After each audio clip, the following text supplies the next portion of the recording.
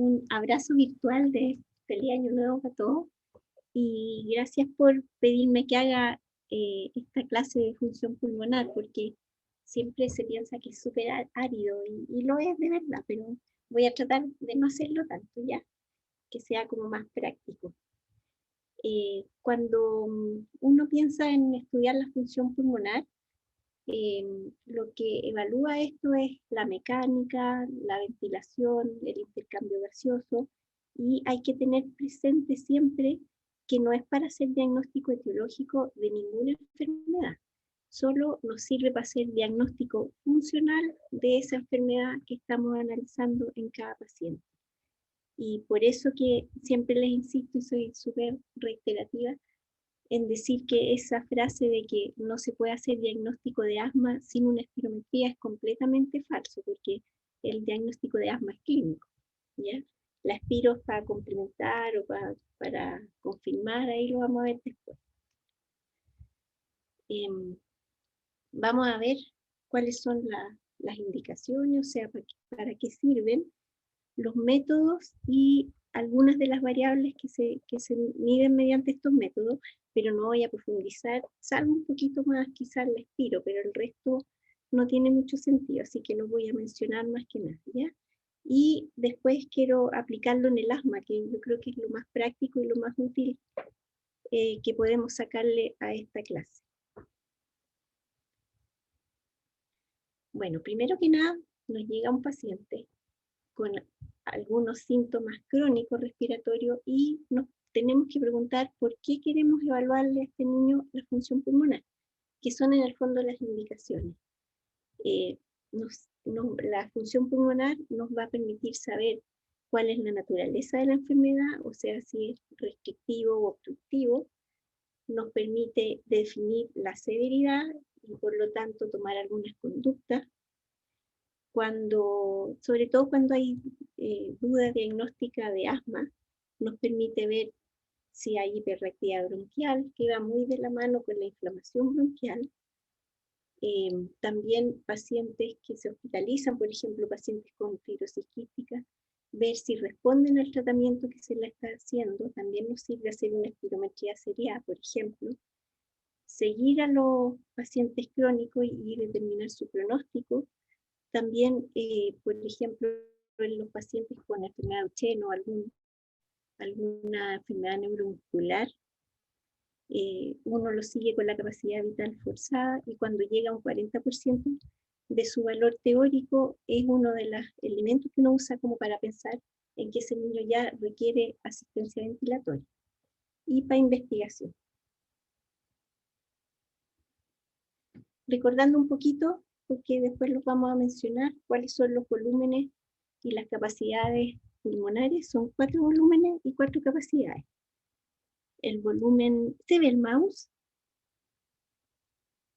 Sí, se ve. Se ve. Ya. Aquí está el volumen corriente o volumen tidal. Le pedimos al paciente que haga una inspiración máxima y podemos medir el volumen de reserva inspiratorio. Después una expiración máxima y podemos medir el volumen de reserva expiratorio y lo que queda en el pulmón al final de esta expiración profunda es el volumen residual.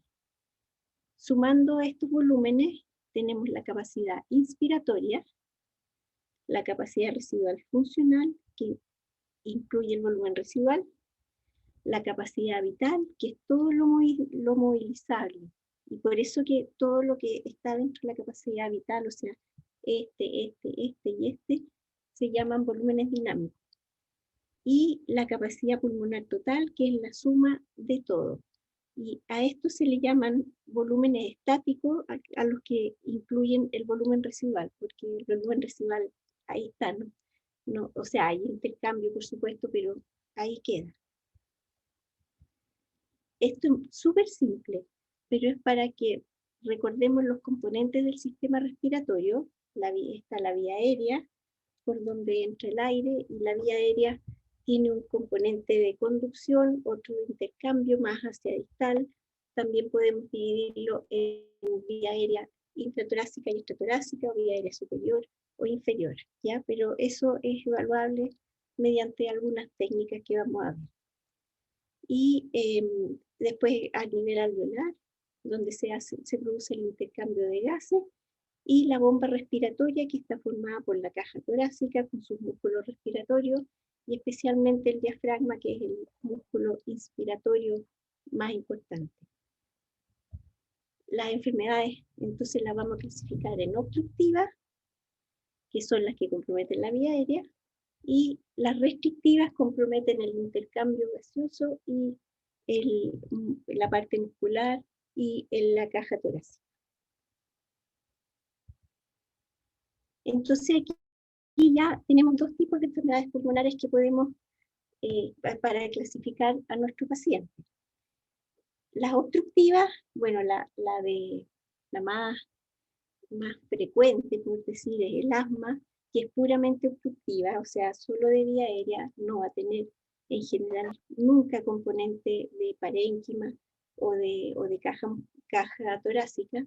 La fibrosis quística, que también es inicialmente obstructiva, la displasia, la bronquiolitis obliterante, que es una obstrucción fija, la isquemia ciliar es otra, y que vamos a buscar evaluar en estas enfermedades obstructivas, o sea, de la vía aérea. La limitación al flujo aéreo, que está determinado por la resistencia, que está aumentada, así que también podemos medir la resistencia. La consecuencia de esto es el atrapamiento aéreo, y en algunos casos también podemos evaluar la respuesta al broncodilatador. Y las restrictivas, que son las enfermedades intersticiales crónicas, las enfermedades neuromusculares, las primeras son súper frecuentes. Las neuromusculares, dentro de ellas podemos incluir la psicoescoliosis, pacientes con atelectasia o resección pulmonar, y en ellos lo importante es medir los volúmenes pulmonares que pensamos que podrían estar disminuidos. Se puede medir también la alteración en la difusión y el compromiso muscular respiratorio. Entonces ya tenemos nuestro paciente y nos preguntamos, ¿qué queremos evaluar al paciente? ¿Qué queremos evaluar de todos estos componentes del sistema respiratorio de este paciente? Y de ahí nos preguntamos cuál va a ser el examen que mejor nos va a definir cómo está de alterado o si es que está normal ese aspecto de la función pulmonar de este niño. Y ahora recién nos planteamos qué examen podemos pedir. En general los que puse aquí hay muy poquitos que no se hacen en Chile, pero es un detalle eso, ¿ya? Entonces, en las enfermedades obstructivas, lo que vamos a medir es el aumento de la resistencia, y los exámenes con los cuales contamos son ritmografía, oscilometría de impulso, resistencia interrumpida. Si queremos medir la disminución de los volúmenes y de los flujos expiratorios, ahí está nuestra reina, que es la espirometría, que la puse de otro color porque esa es la que más nos importa a discutir, y ojalá les quede claro lo más posible en esta clase. Podemos medir el atrapamiento aéreo, con también la pletimografía, la dilución de gases y el índice de aclaramiento pulmonar. Este último no está en Chile todavía. Y podemos medir la inflamación, que va muy ligada a la hiperreactividad bronquial, con la medición de la fracción exhalada de óxido nítrico y las pruebas de provocación bronquial.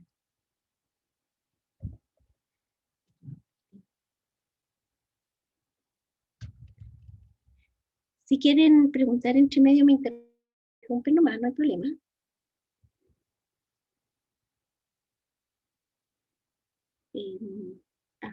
Ya. Y estos son los métodos que tenemos, con los que contamos para las enfermedades restrictivas, o sea, la enfermedad de la caja torácica, del parénquima, de la musculatura respiratoria. Para medir los volúmenes pulmonares, ya lo vimos anteriormente, la espirometría, la pletismografía y dilución de gases. Para medir la fuerza muscular respiratoria también nos sirve la espirometría, como vamos a ver, y las presiones estáticas, que son la presión inspiratoria máxima y expiratoria máxima, las que se llaman PIM-PEM, y el sniff nasal, que es como equivalente a la medición de la presión inspiratoria máxima. Y el PEF con tos, ¿alguien dijo algo? no, ya. Y el PEF con tos, que consiste en hacer toser al paciente en un medidor de PEF. Para evaluar el intercambio gaseoso es la difusión de monóxido de carbono, la saturometría, y para medir la capacidad funcional, que esto es súper importante en estos pacientes porque mediante el test de marcha uno puede, se relaciona muy bien con la calidad de vida del niño. Así que para las enfermedades neuromusculares, por ejemplo, el test de marcha es uno de los importantes medios, y el consumo de oxígeno. Ya, esta es una espirometría, voy a mostrarles para los que no la han visto, me voy a salir, y les quiero mostrar cómo se va dibujando, ahí,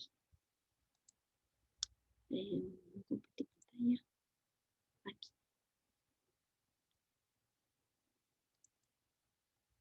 Chuta, se me salió, ahí.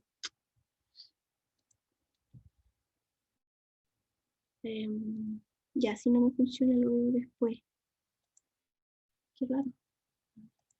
Ahí está. Aquí vamos a ver cómo se va dibujando una de las curvas, que es la curva flujo-volumen de la espirometría.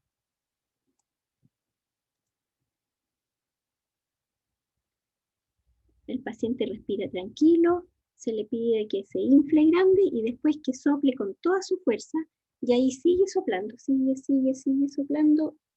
Ahí. No sé si todos lo han visto, pero toma harto aire y con toda su fuerza sopla. Hasta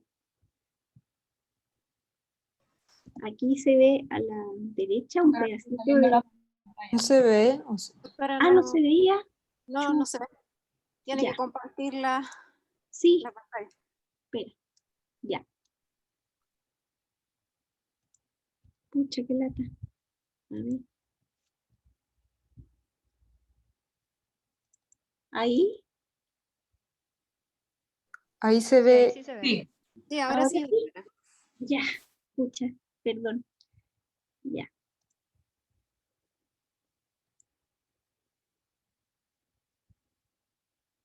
Igual lo voy a mostrar 2 veces. Ahí toma aire y sopla fuerte y ahí sigue soplando. Sigue. Hasta ahí sopló. Ya, la última vez, ahí. Toma aire, se infla y al tiro tiene que soplar rápido y largo.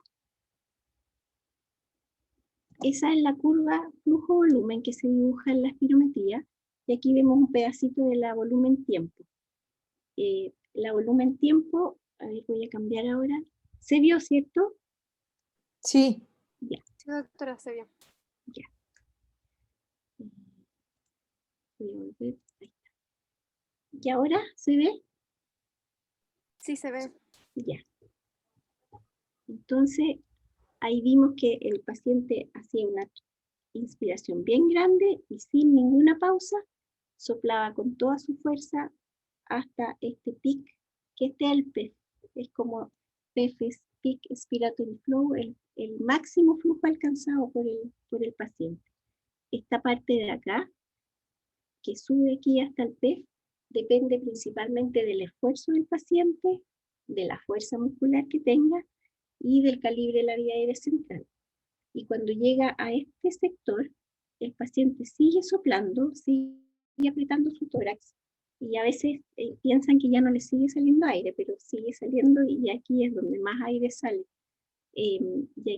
Ya no es dependiente del esfuerzo, aquí lo que va saliendo depende de la elasticidad pulmonar y de la resistencia a la vía aérea. Llega hasta volumen residual y lo que se mide entre este punto y este es la capacidad vital, que la vamos a ver ahora. Estas son las variables que analizamos en la espirometría.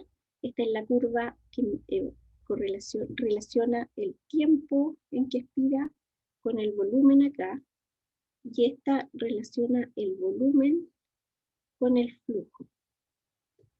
Esta curva sirve mucho para ver cuánto rato sopló el paciente, porque los escolares debieran soplar más de 3 segundos y los niños más grandes, los adolescentes, debieran soplar 6 segundos, igual que los adultos, ¿ya?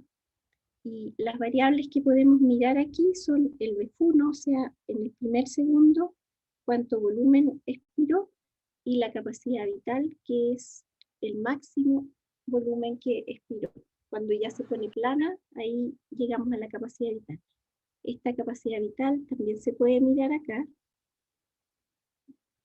y el resto son solo flujos los que se miden. El PEF, UFEM, y estos flujos que son independientes del esfuerzo. Que esta parte del aspiro nos muestra lo que pasa en vía aérea periférica. Y aquí vemos lo útil que puede ser la curva flujo-volumen expiratoria con sus diferentes formas según patología. Esta del medio es la normal, esta es la forma normal. Cuando hay una enfermedad restrictiva, es como más chiquitita, más corta de acá, y más chiquitita entera en realidad. En las enfermedades neuromusculares, como no tienen fuerza, lo que se ve comprometido principalmente es la primera fase, esa que yo les dije que dependía de la fuerza muscular, y del esfuerzo también, pero en ellos depende principalmente de que no pueden hacer más fuerza, y no pueden tener un PEF muy definido, entonces por eso que esta parte es plana. En esta curva expiratoria tenemos un PEF chiquitito y después vemos que se aplana. Eso es muy característico de traqueomalacia o de broncomalacia de los bronquios fuentes. Aquí vemos que está cóncava esta fase, y esto es lo característico de una obstrucción de la vía aérea periférica. Aquí vemos cómo responde a broncodilatador, está cóncava, la roja, y después de usar 4 puffs de salbutamol, vemos que la curva se normaliza, o sea, hubo broncodilatación. Y para las pruebas de provocación bronquial también uno puede superponer estas curvas, y siendo esta la basal, cuando nebulizamos con metacolina, por ejemplo, que se va obstruyendo cada vez más, vamos viendo cómo se va de verdad obstruyendo. La espirometría igual tiene sus limitaciones, por ejemplo, que es menos sensible para detectar el compromiso muscular. Esa curva plana que yo les mostré en la diapo anterior es como más tardío. La medición de las presiones estáticas, inspiratoria y expiratoria máxima, se compromete mucho antes que la espiro. Y para detectar la respuesta broncodilatador, hay un examen que se llama oscilometría de impulso, que ya se lo voy a mostrar, o resistencia interrumpida, que esta no se hace aquí en Chile, que son más sensibles. Pero como otra de las limitaciones, que es como más frecuente que las anteriores, es cuando tenemos estas curvas. Yo no les puse números para no confundir, porque tampoco tiene mucho sentido. Mejor fijarse en la forma de las curvas. Cuando tenemos una obstrucción bronquial con la capacidad vital muy disminuida, por ejemplo, este niño, los puntitos negros son los teóricos, o sea, debiera tener una capacidad vital de 2 litros y tiene de 1 litro, ¿ya? Entonces, tiene una obstrucción también, que lo vemos reflejado aquí en esta forma cóncava de la curva, y no sabemos si esa capacidad vital está disminuida porque tiene mucho aire atrapado, o si es porque tiene una enfermedad restrictiva asociada. Esta es como la principal indicación de medir los volúmenes pulmonares totales con pletismografía, por ejemplo, ¿ya? Y con pletismografía vamos a saber, vamos a poder determinar si esa capacidad vital está disminuida porque está muy obstruido, o por si tiene una enfermedad muy avanzada ya con compromiso de parénquima.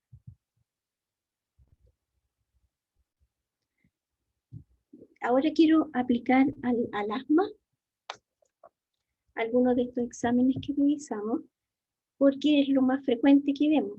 Si su prevalencia es de 10%, significa que yo creo que a todos ustedes les han llegado pacientes asmáticos al consultorio. Si nos vamos a una clase, a un curso de 30 niñitos, van a haber por lo menos 3 que son asmáticos, o sea, es como bien frecuente que nos toque. Bueno, en el asma, ¿qué es lo que ocurre en la vía aérea? Hay broncoconstricción, hay inflamación de la vía aérea que determinan una disminución del lumen, por lo tanto hay aumento de la resistencia, disminución del flujo y puede haber atrapamiento aéreo también. Recordando entonces, el diagnóstico de asma es clínico, si un niño tiene sibilancia, si responde a beta 2, si tiene tos recurrente o persistente, signos de atopía y historia familiar de asma, como que no cabe duda de que ese niño tiene un asma. Pero hay ocasiones en las que tenemos que pedir función pulmonar y estos son los motivos para hacerlo. Uno, cuando tenemos duda diagnóstica. Para confirmar el diagnóstico nos va a servir obtener respuesta broncodilatador o demostrar la presencia de hiperreactividad bronquial, que en los niños debiera estar en el 100%, esto demostrable. También nos sirve para evaluar respuesta al tratamiento de mantención, para ajustar tratamiento y a veces también para el diagnóstico diferencial del asma de difícil control, que al final no es un asma de difícil control y puede ser otra enfermedad que determine la presencia de sibilancia. Veamos la respuesta broncodilatadora. En las curvas ya lo vimos anteriormente, vemos que hay una obstrucción con respuesta y consideramos que la respuesta significativa con respecto al valor basal es que el B1 aumente un 12% con respecto al basal, o los flujos un 30%. Espirometría se puede hacer nosotros hacemos desde preescolares, pero en realidad se puede hacer desde periodo lactante. En Chile no se hacen lactantes todavía, igual se usa más para investigación, y es algo complejo porque requiere de sedación del niño, lo que no está exento de riesgo. Pero en los preescolares que no logran hacer el BEF1, podemos usar el BEF05, o sea, el volumen expirado forzado, en vez del primer segundo, al medio segundo, o a los 3/4 de segundo.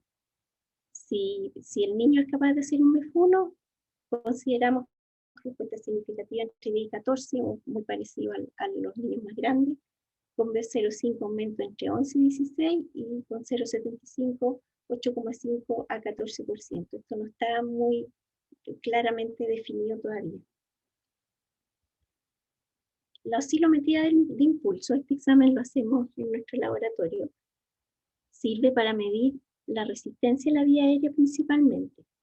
Y tiene la ventaja de que el niño tiene que respirar tranquilito, no tiene que hacer el esfuerzo expiratorio que muchas veces les cuesta con la espirometría.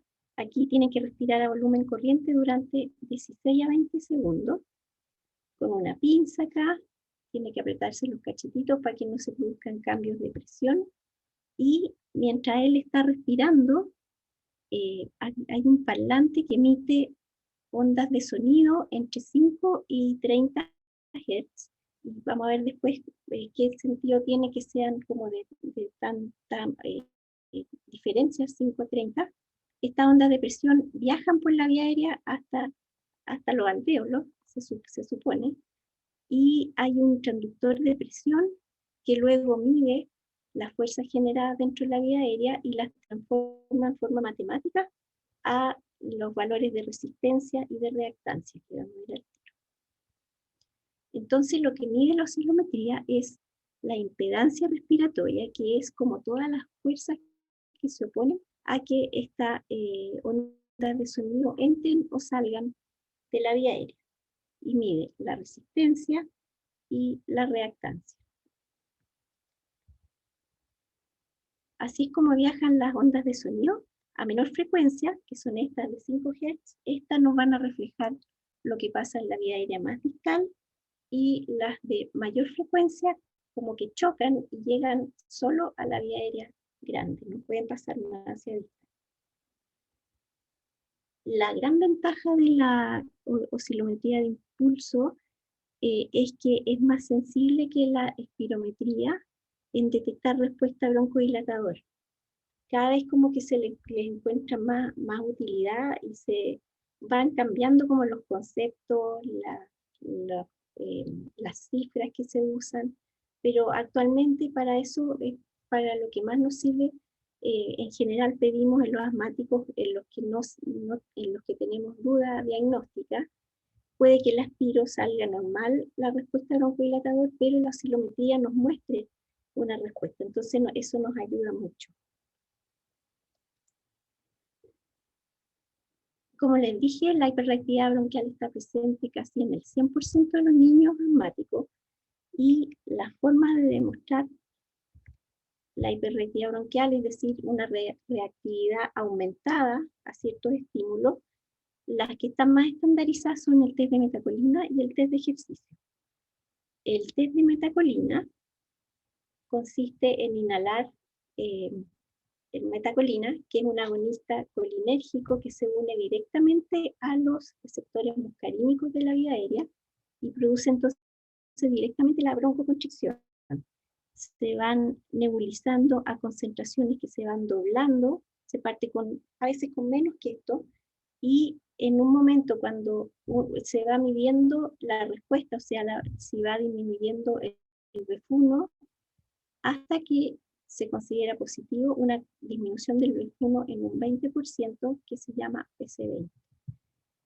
Aquí está, entonces el test se considera positivo cuando el BF1 cae en un 20% con respecto a la medición basal. La mayor utilidad de la test de metacolina para asma es que tiene un alto valor predictivo negativo, por lo menos un 93%. Su sensibilidad es alta, entonces 94-100% según los estudios, pero la especificidad es baja. Un test de metacolina puede resultar positivo hasta en un niño que está resfriado, uno con rinitis, o que vamos a ver después, niños que tienen cualquier patología de la vía aérea, puede ser positivo este examen. Y en los preescolares, como hay que medir tantas veces el BF1, se hace tanta espirometría, a veces ellos se cansan y el examen no resulta. Entonces en ellos también sirve medir el BF05, considerando positivo una caída de un 25% con respecto al basal.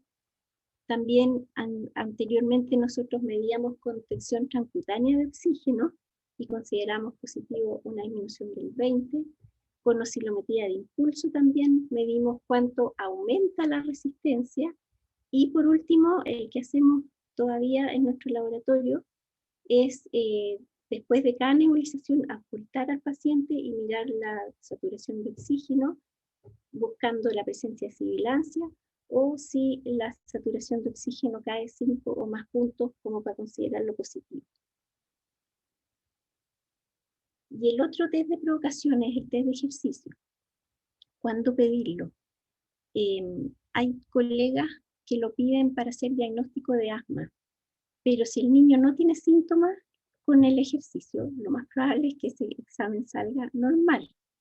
Los síntomas con el ejercicio pueden ser sibilancia, puede ser opresión pericordial, dolor, disnea, tos, y eso puede reflejar en un niño asmático que tiene una broncoconstricción. Los niños asmáticos, la gran mayoría, tienen respuesta al ejercicio, pero mientras más severo sea su asma, más positividad vamos a obtener en este examen.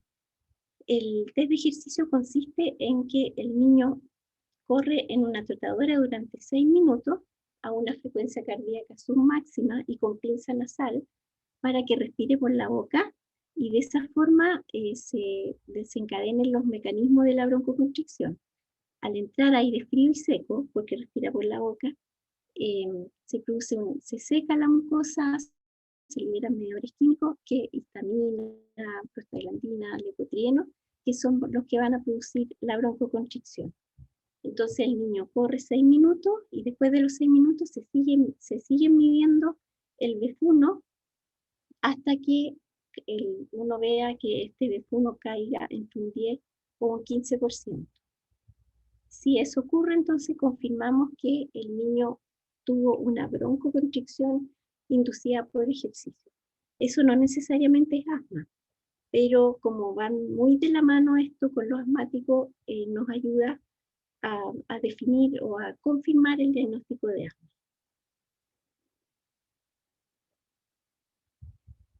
Este es un estudio muy clásico, antiguo, del año 91, pero que es muy clarificador de cuál de estos dos exámenes es más específico o más sensible. Y en este sentido, vemos que el test de ejercicio es más específico. Compararon 19 niños sanos, control, con 52 niños asmáticos y 22 niños con enfermedad crónica, displasia y fibrosis quística. Y vieron que para la metacolina, los niños asmáticos y los con enfermedad pulmonar crónica no tenían diferencia en la PC20, o sea, se obtuvieron al mismo nivel. Pero al hacer test de ejercicio, solo los niños asmáticos eran los que presentaban disminución significativa del B1 luego del ejercicio. Entonces, con esto demostramos que es más específico para asma. Y bueno, para ajustar y evaluar el tratamiento, aquí tenemos la fracción exhalada de óxido nítrico, que sirve para los asmáticos atópicos, porque el feno cuando está alterado nos demuestra que hay una inflamación eosinofílica.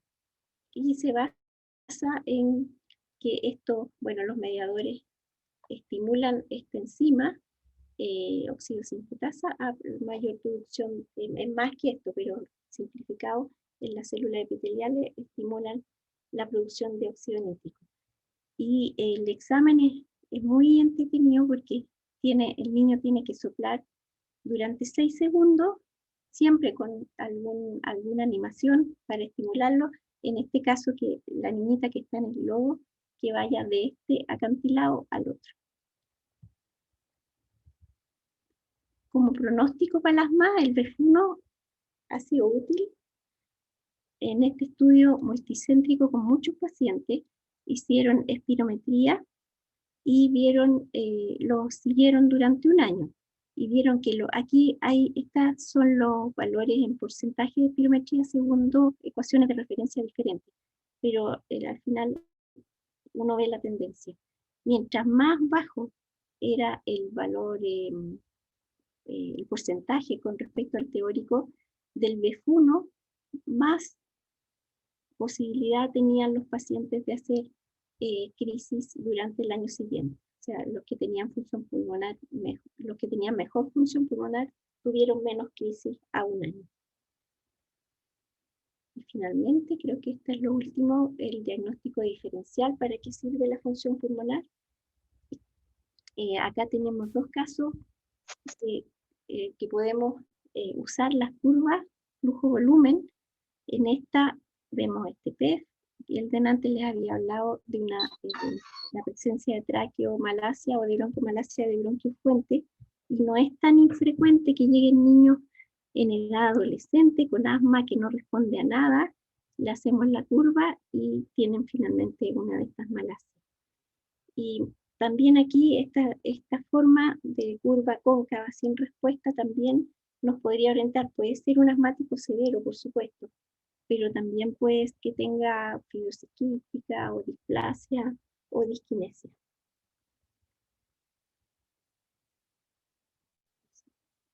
Ya.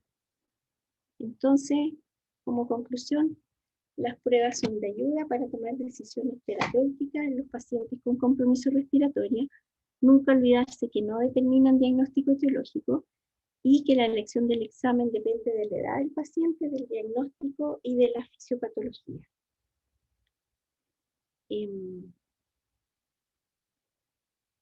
Dani.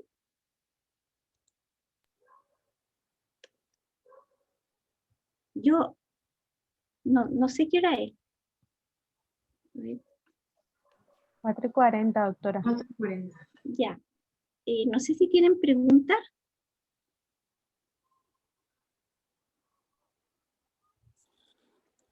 Es que tengo como 4 diapos como para hacer un ejercicio. ¿Lo hacemos o no? Sí. ¿Sí? Sí, doctora. Ya. ¿Y pueden poner sus caritas?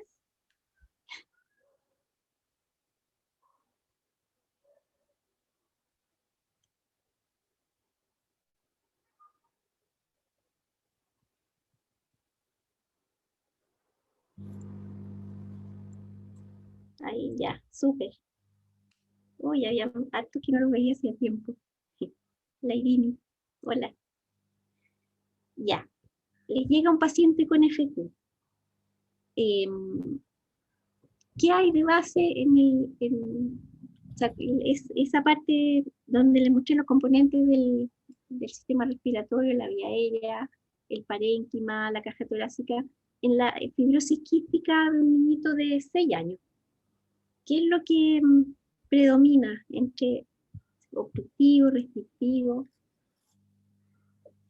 Como para ver qué exámenes le pedimos.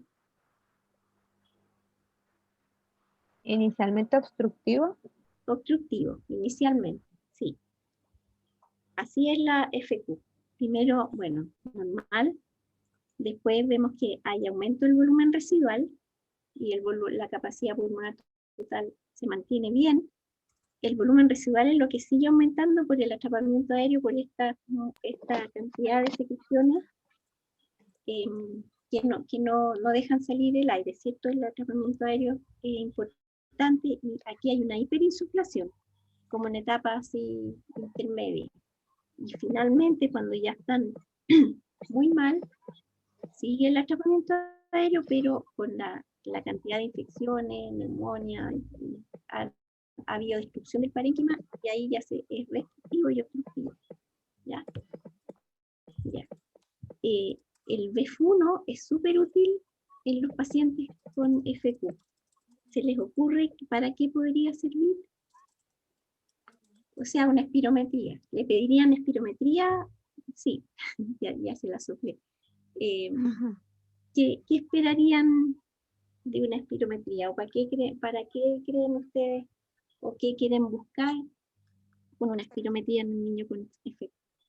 El BF1 igual, como hay obstrucción, va a estar alterado, pero no va a haber respuesta broncodilatadora. Súper, eso es una cosa, ya. 1. Ver respuesta beta 2. ¿Qué más? Serviría también para ir viendo progresión de enfermedad. ¿Para qué, perdón? Para ver progresión de enfermedad a lo largo de... Perfecto, súper bien. Para ver evolución y ya, y para tomar qué decisión terapéutica, que es súper como al final.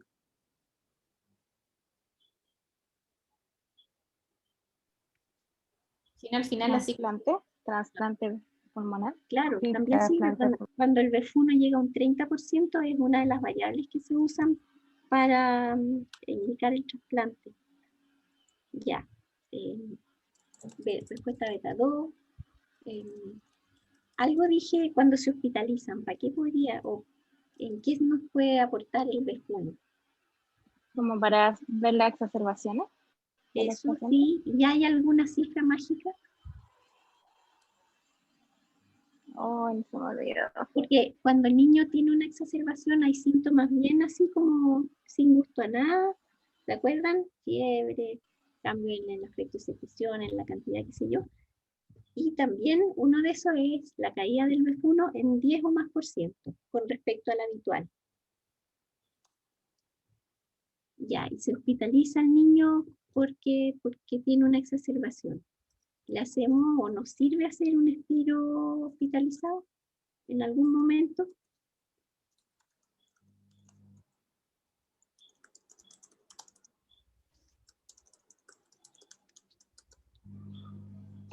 Porque ¿de qué forma podríamos ver que el tratamiento antibiótico o quine o lo que le estén haciendo está surtiendo efecto? Por mejoría del BEF1 con respecto al ingreso, o sea, Sí, su exacerbación. súper. Ya. Para todo esto sirve, entonces ya lo dijeron. Para evaluar exacerbaciones, respuesta a grado 2, control de tratamiento, pronóstico, y esto lo hacemos en el laboratorio. Sí, anotamos los porcentajes del BEF1 de todas las espiros que se vaya realizando el paciente. Y aquí ven esta paciente en un momento llegó a un 30% y ahí se le indicó el trasplante. Aquí esto es en preescolares, el BEF1 cambio en función pulmonar durante una exacerbación, vemos que el BF1 de 93% disminuyó a 82%. O sea, sigue siendo esa cifra de 10% en disminución del BF1 es muy útil. Respuesta broncodilatador es súper variable. En general, siempre los broncos tendemos a dejarle broncodilatador a los niños con FQ, pero no todos lo necesitan. Aquí, por ejemplo, el punto 0 es el BF1 basal y se probó con la NaCl, salbutamol, bromuripatropio y ambos inhaladores. Y yo tenía una flechita ahí. Este niñito, por ejemplo, no respondió, a él no le sirve, pero este sí tuvo cambio, sobre todo con estos dos. Entonces, si uno le deja broncodilatador al niño con FQ, ojalá que tenga un tiro que demuestre que sí tiene respuesta. Y no, ese no. Ya, eso era, así que supe. ¿Tienen dudas?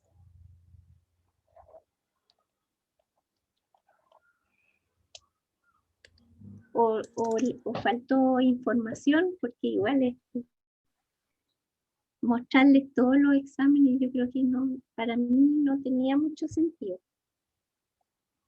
Prefería mostrarles como de ir pensando qué sirve, qué no sirve. Eso. Gracias, doctora. Estuvo muy buena. Sí, Muchas gracias, doctora. Ya,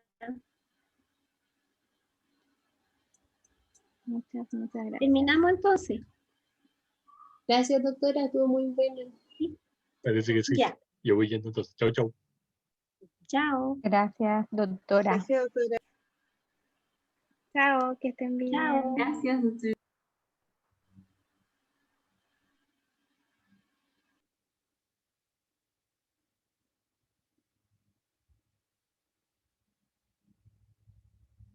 Paulina, ¿te mejoraste?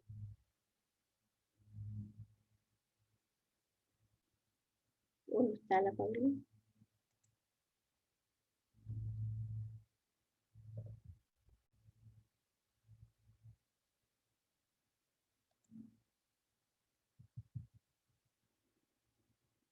Eliana, voy a aprovechar Dígame, doctora. para mañana, ¿cómo se repartieron? Déjeme revisar, doctora, porque llegué a la casa y enseguida me conecté y Ya. todavía no había conversado eso con las chicas. Pero mañana no va la Carla. creo que no, porque creo que ellos tienen una reunión Sí, los tiene reunión. martes. Sí. Pero no se preocupe, doctora, yo converso con las compañeras. Y la Paulina, apenas- no sé si irá a estar bien mañana. No sé, déjeme ver. ¿Hicieron paso con el doctor Beltrán? Sí, de bronquiolitis y de virus sincicial. Ah, ¿y la hizo él? Sí, Ya, qué bueno. sí, Bueno. fue muy entretenido. Sí, la interrogó mucho. Sí, aunque hubo cosas que todavía me quedaron algunas dudas, pero las aclaró bastante. Qué bueno. Ya. Sí. Así que bueno, ahí estamos. Se salió la Paulina. Ya. No, oye, no, el miércoles no hay clase, pero yo creo que igual nos juntamos, Bueno, porque en una de esas presenta la Paulina. sí. Le voy a decir.